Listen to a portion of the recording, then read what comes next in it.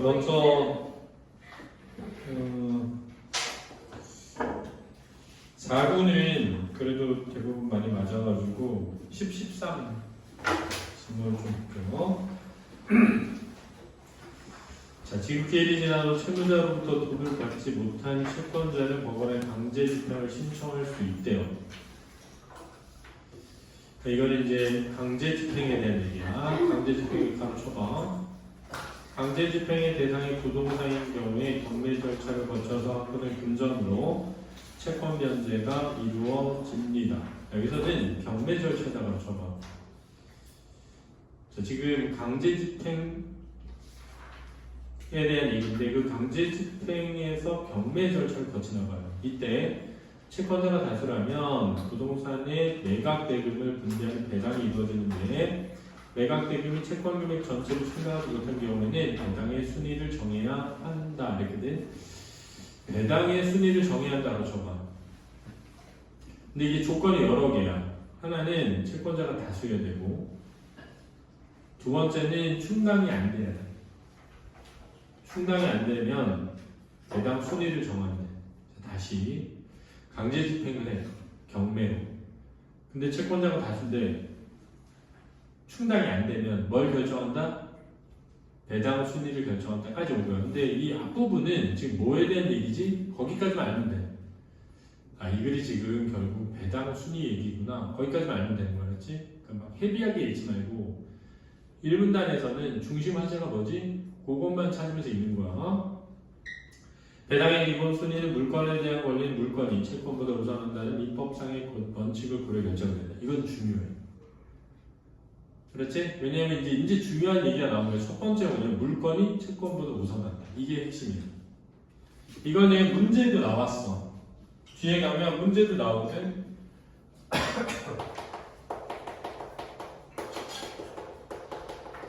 자, 일단 이게 이거야. 민법상 원칙을 고려하여 관련된다. 목적 부동산의 담보가 설정되어 담보 물건이 발생하면 담보를 설정한 저당권자의 채권의 우선적 배당이 이루어진다. 그랬거든. 자, 이제 봐봐. 담보가 설정되어 담보 물건이 발생하니까 물건이잖아. 담보를 설정한 저당권자의 채권의 우선적 배당이 이루어진다. 그러니까 이거에 우선적인 배당이 이루어지는 거야. 이렇게 된 거야. 자, 우선적 배당이라 가르친 다음에 앞에 물건에다 연결해야 돼. 이 방식은 선순위 채권자가 후순위 채권자의 목까지 흡수하여 먼저 배당을 받는다는 의미에서 흡수 배당이라고 한다. 그래서 이게 흡수 배당이래.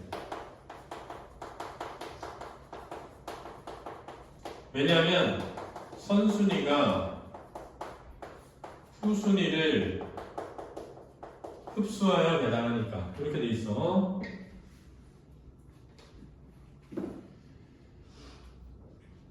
일반 채권자 간에는 순위를 적용하지 않고 채권액에 비례해 배당하는 안분 배당을 한다. 그랬거든. 자, 근데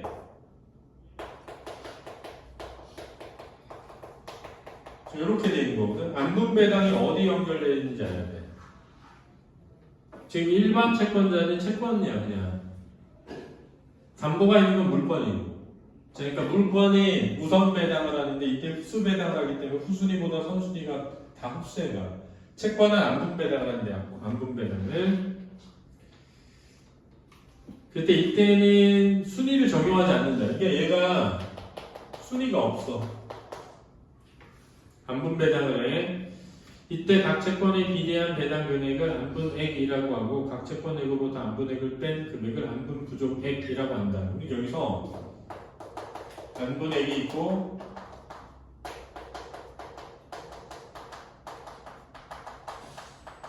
이 두 개의 개념을 알아야 돼. 지금 여기가 중요한데 물건이 뭔지 채권이 뭔지 물건은 어떻게 되는지 채권은 어떻게 되는지 이게 중요하다. 그런데 우선변제권에 관하여 법령에서 순위를 정한 경우가 있어서 배당 순위 간의 충돌이 발생할 수 있다. 그랬거든. 자, 핵심은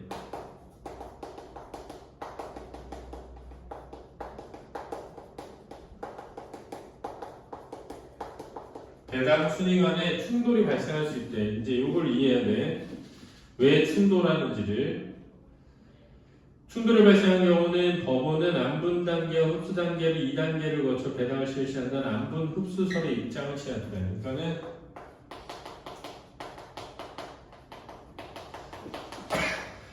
이게 안분 단계랑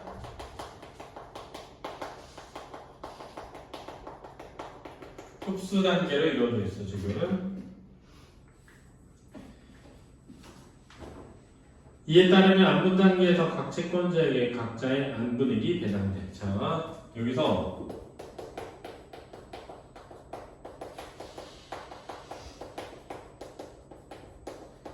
이렇게 연결되고 2차적으로 흡수 단계에서는 각 선순위 채권자가 자신의 후순위 채권자의 안분액을 흡수한다. 여기서는 선순위가 후순위의 안분액을 흡수한다.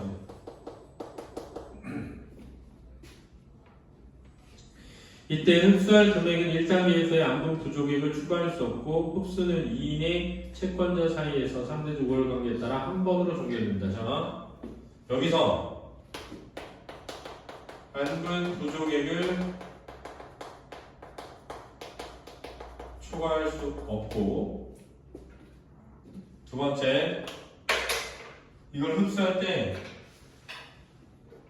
한 번으로 완료된다는 거야. 흡수는 한 번으로 완료된다. 지금 이제 여기까지만 하고 일단 그 12번 문제 잠깐 볼게요. 이거 많이 틀렸는데 한 부동산 경매에서 공과금에 대한 압류 채권자 값 목적 부동산에 대한 저당권자을 그리고 조세 채권자 병이 배당 청구를 했다. 배당 방법에 따른 배당 결과는 다음과 같다. 청구 채권 총액 2천만 원이고 을의 담보 설정 일자는 병의 조세 채권의 법정 일보다 앞서고 흡수는 갑을 병의 순서로 안분 부족액을 채운다고 가정한대. 지금 잘 봐. 갑을 병이 있는데 총 2천만 원의 채권이 있대. 그치? 지금 총 2천만 원의 채권액이 있어. 근데 첫 번째 안분했더니 400, 200이야. 그치? 그러면은 자 여기서 어떻게 하는 거냐면 잘 봐. 얘네를 더하면 얼마지? 1,000만 원이잖아. 그치? 그러니까 만약에 이 건물을 팔았더니 3천만 원이 나왔어. 그럼 끝난 거야. 아무 문제가 없어. 왜냐하면 주고 끝나니까 총액이 2천인데 3천이 나오면. 근데 팔았더니 1,000만 원밖에 안 나왔어. 그래서 문제가 된 거야. 요걸 이해해야 했지. 그러니까 앞에 읽었던 것에서 핵심 뭐냐면 내가 물건을 경매에 넘겼는데 그 금액이 채권 금액보다 커. 그럼 문제가 없어. 근데 물건을 넘겼더니 1,000만 원 나왔어. 근데 받아야 될 돈 2천만 원이야. 그럼 이제 이거를 나눠야 돼. 근데 어떻게 나눴나 봤더니 400, 200으로 나눴어. 그럼 여기서 뭘 이해해야 되냐면 얘가 받을 돈은 800, 얘가 받을 돈은 800, 얘가 받을 돈은 400이었던 거야.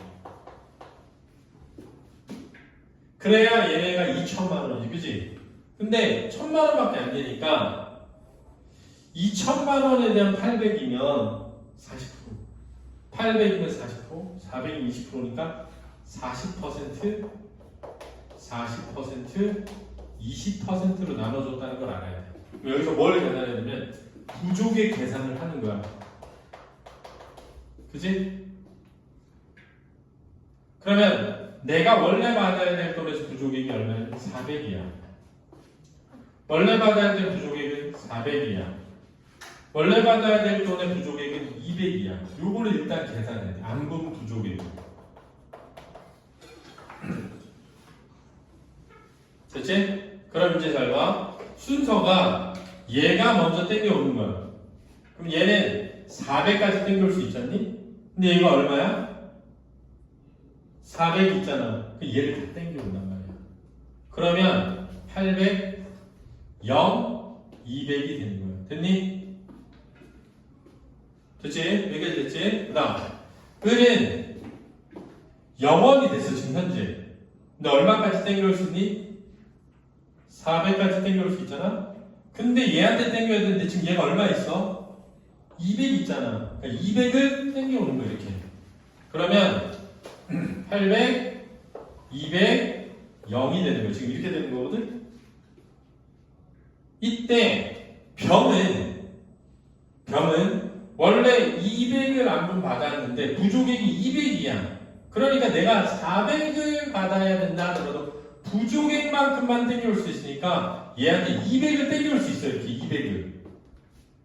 그러면 600, 200, 200 이렇게 되는 거예요. 그러니까 그 밑에 600, 200, 200이 왜 나왔는지가 이해가 돼야 문제가 풀려 이제.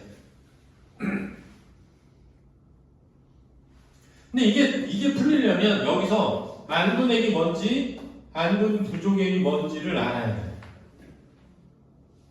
그럼 이게 안분액이잖아. 400, 400, 200이. 그럼 여기서 안분액을 통해서 뭘 이해해야 되냐면, 총 받은 돈은 2,000인데 받은 돈은 1,000이구나. 이걸 이해해야 돼. 그럼 비율이 40%, 40%, 20%구나.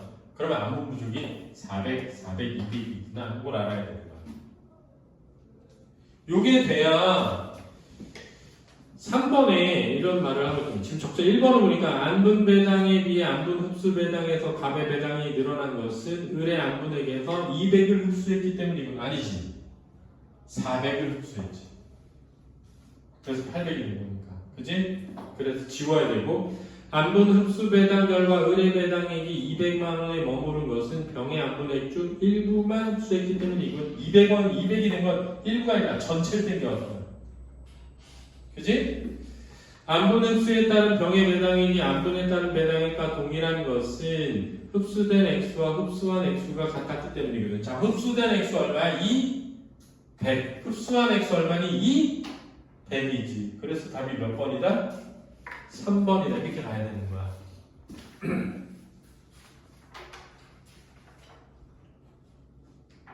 이해됐어?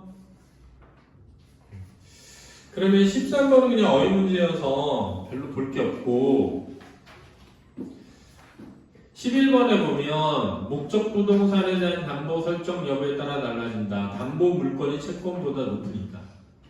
우선 변제권이 없는 채권자들 사이에서는 정할 필요가 없다. 그지? 순서가 없으니까. 안분 흡수설에 따라 배당할 경우 1단계에 결정된 순위가 2단계에서 뒤바뀔 수 있다. 아니, 안분 흡수설에 따른 단계는 변하지가 않는다. 근데 충돌할 수 있다는 거지. 땡겨와야 되니까. 조세채권의 법정기일과 목적부동산의 담보 설정 일자의 선호관계가 달라질 수 있다. 법정기일보다 담보 설정 일자가 앞에 있어야 목적부동산 담보가 앞순위가 되는 거야. 그렇지? 한 채권자 입장에서는 선순위 채권자와 선순위 채권자가 자신의 후순위 채권자가 되는 충돌. 이게 이제 꼬리를 물고 넣는 거지. 이게 아까 A가 선순위인데 B보다. 갑보다는 을이 선순위인데 병은 갑보다 선순위잖아. 그러니까 물고 물는 관계지. 그래서 순위가 바뀐 건 아니다. 순위가 충돌될 수는 있어도. 그래도 11번에 3번이고 2번에 보면 10번에 부동산 매각 대금이 2천만 원보다 많았어. 그러면 배당 순위 충돌 발생하지 않지. 다 나눠주면 끝나니까. 그치? 이렇게 푸는 문제였다. 알겠니? 질문해봐. 지금.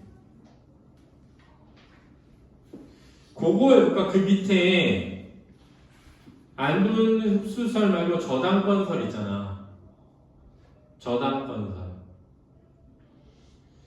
저당권설 보면 자 안분 흡수설은 채권액이 큰 채권자와 상대적으로 분리할 수 있어서 나오는 게 저당권설이래. 그래서 이제 마지막 문단 봐봐.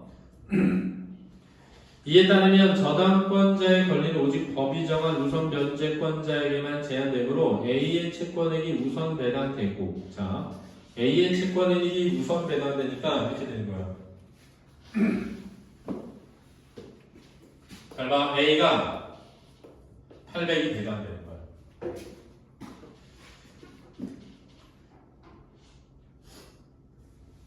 그 다음 남은 금액으로 B에게 배당하는 것으로 B의 배당은 종결한다. B는 200이 되는 거야. 얘는 종결되는 거야. 그렇지?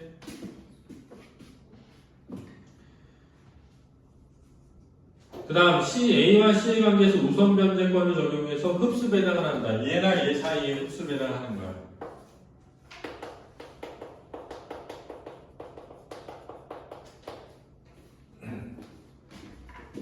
그러면 이제 이렇게 되는 거죠. 잘 봐. C가 지금 받아야 될 돈이 얼마였지? 병이 400이었잖아. 그지? 그러니까 얘한테 얼마를? 400을 땡겨오지. 그럼 얘가 얼마가 돼? 400, 200, 400이 된다. 400, 200, 400. 알았지? 요게 그 밑에 있는 저당권설에 해당하는 거라는 것만 좀 알면 되겠다. 자, 이렇게 해서 10, 14 했고요. 14, 17 가볼까?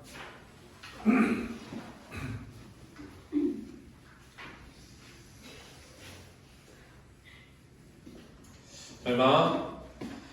금속은 외형적 특정만으로 종류를 구별하기 어렵대. 그러나 금속은 일정하게 배열된 원자의가 규칙적으로 반복되는 결정 구조를 가지고 있으므로 금속의 X선을 쪼여서 결정 구조로부터 고유한 패턴을 얻는 기술인 XRD를 이용하면 구별할 수 있대. 근데 이제 가볍게 읽으면 이걸 XRD에 대한 거야. 가볍지가 않지. 과학이니까 어렵지. 자, 결정 구조에서 반복되는 가장 작은 단위의 원자 배열을 단위 격자라고 합니다. 일단 개념을 알아요. 단위 격자라는 게 있대. 그렇지? 결정 구조에서 반복되는 가장 작은 단위가 단위 격자야. 예컨대 전 육면체 형태의 단위 격자인 단순 입방 격자에서는 8개의 꼭지점에 원자가 하나씩 위치합니다. 자, 얘를 왜 들었냐? 얘가 어려워서.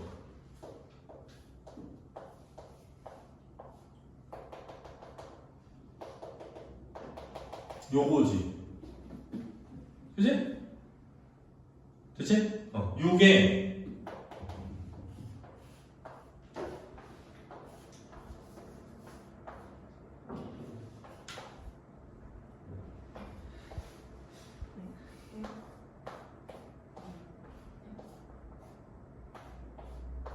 이렇게 돼 있는 거야 지금. 이쪽으로도 있고 앞쪽으로도 있고 뒤쪽으로도 있고 이렇게 돼 있는데 그 중에 하나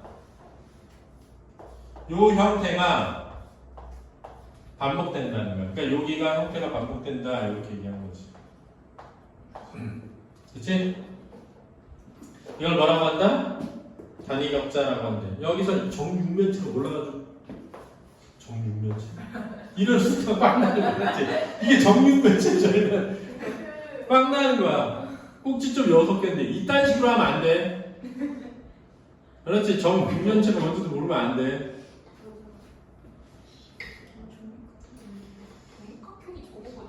자, 봐봐. 단순 입방격자로 구성된 결정 구조를 위에서 내려서 보면 정육면체 윗면의 꼭지점들의 원자들이 형성하는 평면이 아래쪽으로 반복된다. 이와 달리 대각선 방향에서 바라보면 윗면 한 변의 두 꼭지점과 아랫면 반대쪽 변의 두 꼭지점의 원자들이 형성하는 평면들이 층을 이루며 반복된다. 잘 봐.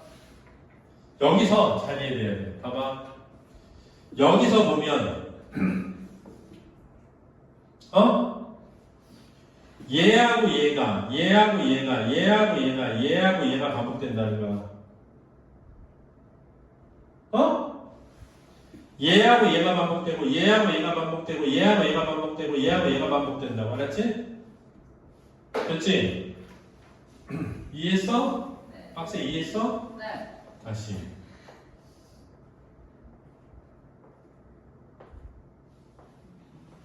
잘 봐. 얘하고 얘가 반복되고 얘하고 얘가 반복되고 얘하고 얘가 반복되고 얘하고 얘가 반복된다는 거야. 그렇지? 반복된다는 게 뭐예요? 무슨 말이냐면 여 거리가 또 밑에 있고 또 밑에 있고 또 밑에 있다고. 이 길이가 또 밑에 있고 또 밑에 있고 또 밑에 있다고. 알았지?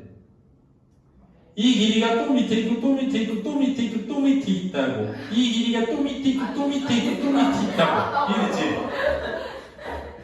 봤어? 이해했어? 네. 그러니까 위에서 쳐다보면 요렇게 4개가 보이는데 요 밑에 하나 더 있고 밑에 하나 더 있고 밑에 하나 더 있다고.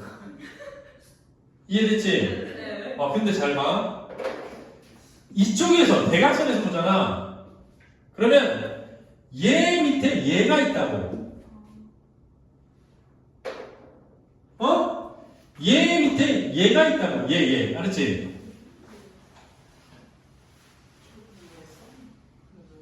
근데 봐. 얘 밑에는 여기 있겠지.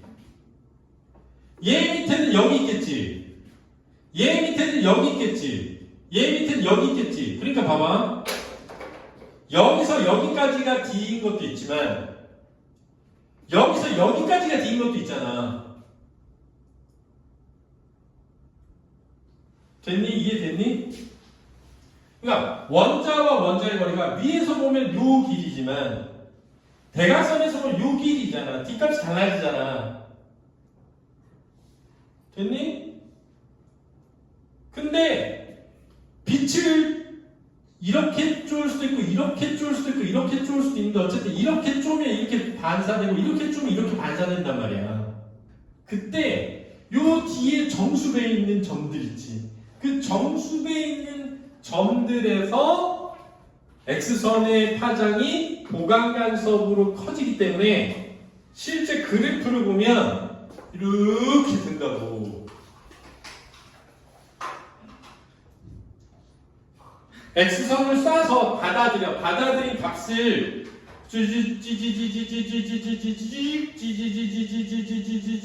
이렇게 된단 말이야. 이해돼?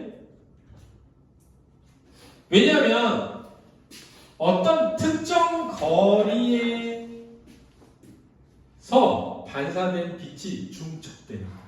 여기는 있지만 여기는 없잖아. 여기 있어. 그럼 그 거리만큼 떨어진데 또 있고 또 있잖아. 왜? 반복 구조니까.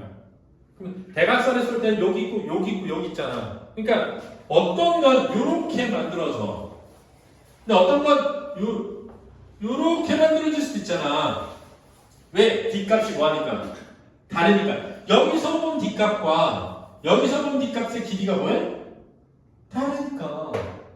똑같은 정육면체의 이런 모양이라 하더라도 위에서 보면 요 D값이지만 대각선에서 보면 요 D값이잖아. 얘 뒤에 있는 애가 얘잖아. 얘가 아니잖아. 위에서 보면 얘 뒤에 있는 애가 얘잖아. 근데 여기서 보면 얘 뒤에 있는 애가 쟤잖아. 이해돼? 안 되는 것 같은데. 됐지? 그러니까 위에서 보면 얘 밑에 얘가 있지만 대각선에서 얘 밑에 얘가 있을 수 있잖아. 얘 밑에 얘가 있잖아. 얘 밑에는 얘가 있겠지. 얘 밑에는 얘가 있겠지. 왜? 이게 계속 옆에 다 있으니까. 그러면 그 D값을 구할 수 있다면 얘가 어떤 모양인지를 알 수 있잖아. 그치? 위에서 봤을 때 D값은 3cm고 옆에서 봤을 때는 7cm야. 그러면 3, 7로 이렇게 했더니 직사각형 모양일 수도 있잖아. 정육면체가 아니라 직육면체일 수도 있잖아. 이해되지? 그걸 이해할 수 있게 된다는 거야. 옆에서 봤을 때는 짧은데 위에서 볼 때 길 수도 있잖아. 그러면 알 수 있잖아. 얘가 그 얘기하는 거지. 그러니까 거기가 이해가 안 되면 이게 무슨 말인지 몰라. 그래서 자 그러면 이제 봐봐. 학생가 수리시험지에 갔는데 이해 안 되겠지. 왜냐하면 지금 봐. 선생님이 설명한 걸 듣고 이해할 수 있지만 내가 이걸 읽고 그런 걸 이해할 수 있나? 이런 생각을 해봐야 돼. 그럼 어떻게 해야 되지, 박사야? 그냥 보고 푸는 거야. 이해가 안 되면 보고 푸는 거야. 근데 여기서 이제 한 가지는 알아야 돼. 내가 어떤 속도로 읽어야 되는지를 알아야 돼. 내가 이해가 안 되기 시작하는 어느 시점에서 속도를 늦춰서 그 부분을 이해하고 넘어가야 풀리는 문제들이 있다는 거야. 근데 이 상황이 되게 변수가 많지. 왜냐면 내가 앞에서 빨리 풀어가서 여기로 왔어. 그럼 이해하고 풀 수 있지만 우리 바다가 푸르미처럼 여기 왔는데 이미 시간이 끝났을 수도 있지. 그러면 그냥 찍어야 돼. 그냥 찍어야 돼. 그러면 나는 예를 들어서 막 예를 드는 거야. 그냥 17번 버리고 단어 문제 있으면 단어 문제 푸는데 단어 문제 없잖아. 그지? 그리고 15, 16도 내용을 이해해야 되잖아. 14번만 전개 방식이잖아. 그러면은 내용 이해 안 되는데 그냥 대충 어떤 식으로 전개되는지만 쭉 빠르게 읽고 14번을 풀어. 그런 다음에 15, 16, 17을 그냥 한 번으로 밀어야지. 예를 들면 4번으로 밀었더니 다 틀려. 이렇게 되는 거지. 그치? 아니, 그럴 수밖에 없어. 근데 4번으로 밀었더니 다 틀릴 수도 있지. 다시 읽어볼게. 자, 위에서 내려다 보면 이렇게 되고, 대각선 방향에서 보면 반복된다. 이러한 평면을 결정면이라고 하는데, 결정면은 바라보는 방향에 따라 다르게 달리 형성되므로 하나의 결정 구조에 매우 다양한 유형의 결정들이 존재하겠지. 같은 유형에 인접한 두 결정면 간의 수직거리인 결정면 간격을 뭐라고 한다? D라고 할 때 그 값은 해당 결정면에 포함된 원자의 종류와 그것이 형성된 단위 격자의 형태에 의해 달라진다. 두 가지에 의해 달라지는 거야. 자, 왜냐하면 봐봐. 얘 생긴 모양이 이런 정육면체가 아니라 직육면체면 직육면체일 때 동일한 원자에도 거리가 다를 수 있잖아.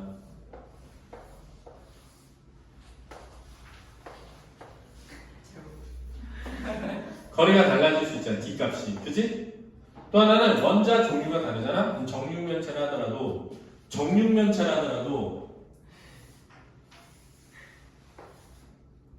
뭐야 어떻게 그래? 정육면체 아니야? 서학생 물어봐.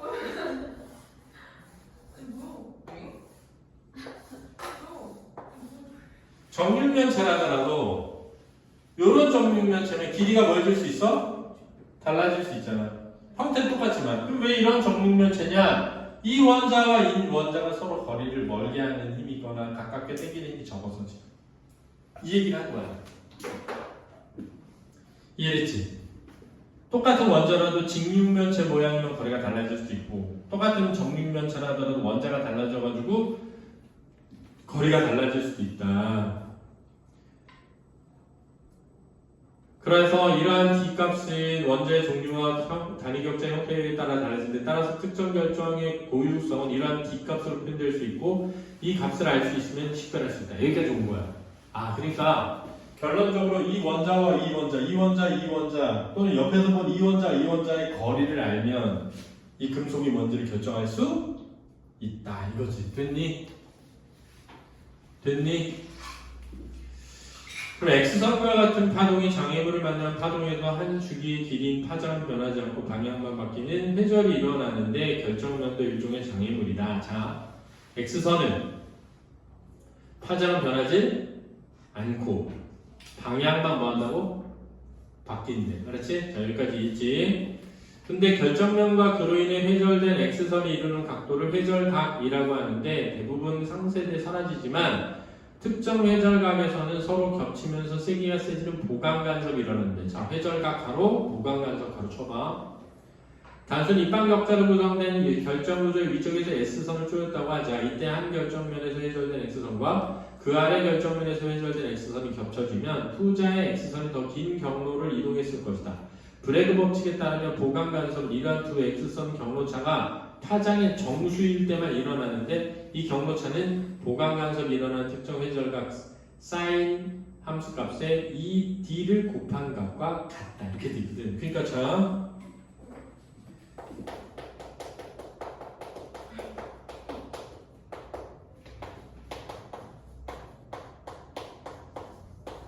이렇게 돼 있대. 그럼 내가 X선의 파장은 알잖아. 그리고 얘는 변하지 않아.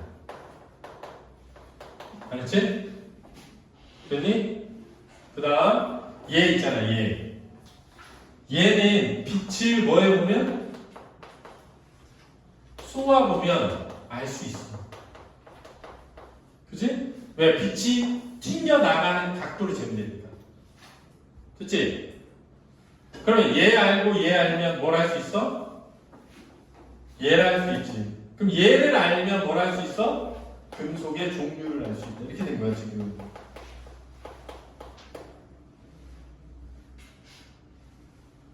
그치? 근데 이게 A는 B 곱하기 C 꼴이잖아. 그럼 선생님이 뭐냐면 이 둘은 뭔 관계? 간관계. 이들은 뭐라고? 물론 하나가 고정돼 있어야 돼. 하나가 고정돼 있어야 된단 말이야. 그러니까 그러니까 17번에 세타 값하고 사인 세타 값은 정관계라고 나와. 본문에 알았지? 그러면 3번에 금속 A의 결정면들 중에서 회절 피크 3 41에 해당하는 D가 같은 걸 있군요. 얘와 얘는 뭔 관계야? 반관계잖아. 그러면은 41이 제일 크잖아. 그럼 D는 가장 작아야 되지. 그러니까 답이 3번이지. 17번. 어? 지금 잘 봐. 2D랑 얘를 곱한 게 요건데 파장은 변하지가 않잖아. 파장값하고 똑같지 않잖아. 파장값은 어떤 정수 뭐를 곱하겠지. 근데 사인 세타의 이 각이 커져. 얘가 커지면 얘가 고정되어 있는데 얘가 뭐 해줘야 돼? 작아져야지. 그러니까 17번은 사실은 그걸 이해하고 있으면 풀리는데 여기가 이해가 안 돼요. 알았지? 그 얘기한 거야. 지금 여기서 봐. X선의 브레그 법칙에 따르면 X선의 경로차가 파장의 정수일 때만 나타나. 이 경로차는 보강간섭이라는 특정한 회절각 세타의 사인 함수 값에 2D를 곱한 값과 같다. 결정 구조에는 같은 유형의 결정이 반복되므로 이들에서 회절된 X선의 경로차도 일관하게 나타난다. 회절각의 세타인 모든 X선들이 서로 겹치면서 강하게 증폭되는 것이다. 따라서 일정한 파장의 X선을 쪼여 각 결정면마다 세타를 구하면 브레이크 법칙에 의해 뭐도 할 수 있다? D를 할 수 있다. X선 값 알지? 사인 세타 값 알지? 그럼 D가 나온다. 이해됐니? 여기가 이해가 돼야 이제 풀리는 거야 이게. 그래서 이거는 특정 기술의 원리와 작동 과정이야. XDR 원리. 그래서 요건 맞아야 돼. 근데 15, 16은 틀릴 수 있어. 15, 16, 17. 시간이 없습니다. 이걸 알 수 있는 내용으로 가장 적절한 것은 결정면에서 회절된 대부분 X선들은 상쇄되어 그 방향이 바뀐다. 아니지. 상쇄되면 그냥 사라지는 거지. 방향이 바뀐다. 단위 격자 형태나 동일하면 같은 유형의 결정면에 대한 D값도 동일하다. 아니지. 원자가 다르면 D값이 달라지지. 브레이크 법칙은 결정면에 부딪힌 파동이 어떤 각도에서 회절하는지 알 수 있다. 아니지. 세타 값을 알 수 있는 거지. 그지? D랑. 단순히 입방 격자를 위해서 내려다보면 이를 구성하는 모든 결정면, 아니지. 모든 결정면은 돌아가면서 찍어봐야 알지. 그지? 살이 11일 쪼인 X선의 파장이 짧을수록 특정 결정면의 보강 간섭 및 회절각이 작아진다. 자, 얘가 짧으면 얘가 작아진다. 맞지? 거리가 작다. 그러니까 이게 그 문제야. 그러니까 15번도 저 식에서 나온 거야. XRD에 대한 설명으로 적절하지 않은 것은 답은 2번인데 회절된 X선의 파장을 검출해서 파장을 왜 검출해? X선의 파장은 이미 알고 있는 거야. 그렇지? 물질 식별에 필요한 정보를 얻을 수 있는 기술이다. 그게 아니라 회절각을 검출해서 식별하는 거라고. 그렇지? 파장을 검출해서 하는 게 아니라 파장의 회절각. 그래서 답이 그거다. 뒤에 것도 풀었고요. 고전시가 오죠. 야, 이거 고전시 이거 내가 다 하지 않았니? 그러면 이거 다 맞아야 되잖아. 근데 니네 23번 틀린 사람은 뭐야? 이거 진짜. 야, 니네 그러면 이거 안 된 거잖아. 이거 칠수 2 안 된 거잖아. 봐봐. 내과의 해오락이야. 무슨 일로 서 있느냐? 무심한 저 고기를 엿보아 무엇하려느냐? 자, 고전시가에서 무심이 뭐랬어? 그럼 자, 여기서 욕심 없는 애가 물고기지. 저 고기가 소고기는 아닐 거 아니야. 돼지고기도 아닐 거 아니야. 물고기일 거 아니야. 그럼 자, 이 물고기는 욕심이 없는 애인데 그 물고기 욕심 없는 애를 엿보는 해오라기는 너 뭐 하는 거니? 아마도 한 물에 있으니. 야, 같은 곳에 있는데 잊고 뭘 잊고? 물고기를 잊어버리고 두면 어떠냐? 야, 물고기 해치려고 하지 마. 너랑 같은 물에 사는 애잖아. 이 뜻이잖아. 그런데 어떻게 무심한 저 고기는 이미 물러나 정치에 관여할 마음이 없는 작가 자신을 고기와 해오라기가 함께 있는 물은 낙향한 은거의 공간. 말이 안 되잖아.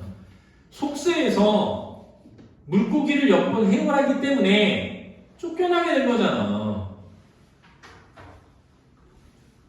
이해됐니? 근데 내가 왜 그런 얘기를 하냐면 사실 이 방홍시어의 칠수는 좀 유명한 거야. 원래.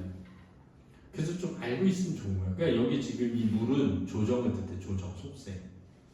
그리고 나는 물고기인데 물고기를 엿보는 해오라기는 욕심을 내고 나를 먹으려고 하는 나쁜 애. 그래서 한 꼴에 있는데 이 꼬둔들 어떠니 이거는 뭐냐면 야 해치지 말고 내버려 두는 게 어때 이렇게 말하는 거야. 알겠니? 그러니까 이게 해석이 안 되면 풀 수가 없죠. 그리고 뭐 많이 틀렸어? 25번 많이 틀렸니? 어? 야 니네 이거 용구가 이거 내가 했잖아. 자 봐봐. 흉복이 싫지만 저 부인의 모양을 봐라. 출가한 지 세 달 만에 시집살이 심하다고 친정에 편지 써서 시집 흉이 많대. 욕심 많은 시어머니, 간사한 시아버지, 아주 막 고자질하는 시누이, 엄숙한 맏동서, 요악한 아우동서, 여우 같은 첩, 기세도다 남녀도복이 드나들며 흥부독에 여기저기서 내 모함을 한대. 그러니까 여기서 모함은 이 여자 용부가 시집을 모함한다가 아니라 시집을 갔더니 그 집 종들이 나를 모함한다는 거잖아. 그러니까 이 3번의 구석구석 모함이라고 한 것은 화자가 작중인물의 진술을 비판적 시각에서 논평하는 게 아니라 작중인물이 편지에 쓴 내용인 거지. 야, 저 여자 시집 갔으면 조용히 있어야지 왜 너 시집 가가지고 시댁 식구들 모함해? 이게 아니라 야, 나 시집 왔더니 시댁의 노비들이 날 다 모함해. 그래서 믿었던 내 남편도 날 싫어해. 이렇게 얘기한 거잖아. 그러니까 여기서 구석구석 모함은 화자가 시집 온 여자를 그렇지? 비판하는 내용이 아니라 시집 온 여자가 자기가 시댁에서 모함받고 있다고 편지에 썼다는 뜻이야. 알겠니?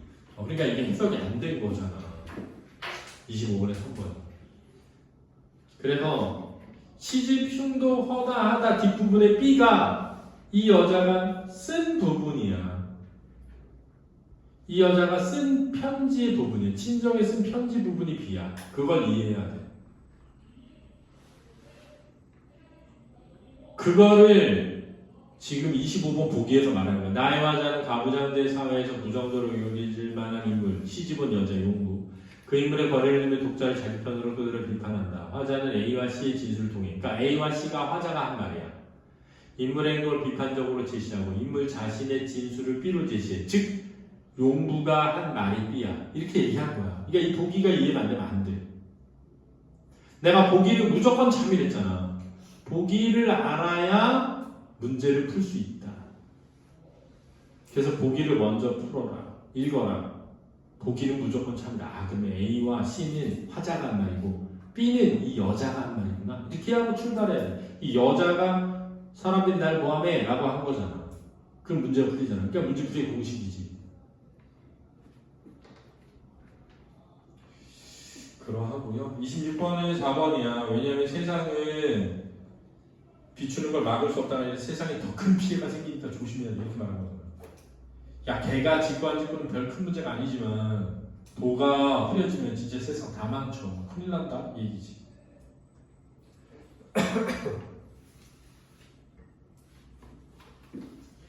이렇게 되겠고요. 24번의 적절한 니은은 의지하던 인물의 태도. 누구? 남편. 주변의 영향으로 인해 누구? 여복들. 남도 여복이. 알았지? 모함하는 말 때문에 바뀌었던 것에 대한 실망감을 나타내니까 24번의 답은 2번이 되는 겁니다. 됐습니까? 그 다음에 22번의 다는 유추 방식 외야 강아지로부터 그지? 도가 흐려진 세상을 뭐하고 있어? 유추하고 있지. 됐어요? 이렇게 풀면 되겠다. 그러면 이제 뭐 나머지는 이제 질문을 받아보면 될 것 같은데 혹시 설명 안 한 지문에서 좀 이 문제 어려웠다. 질문해보자. 쌤이 설명 안 해줬지만 이 문제는 좀 어렵습니다. 27에 5번이 왜 아닌지 잘 모르겠어요.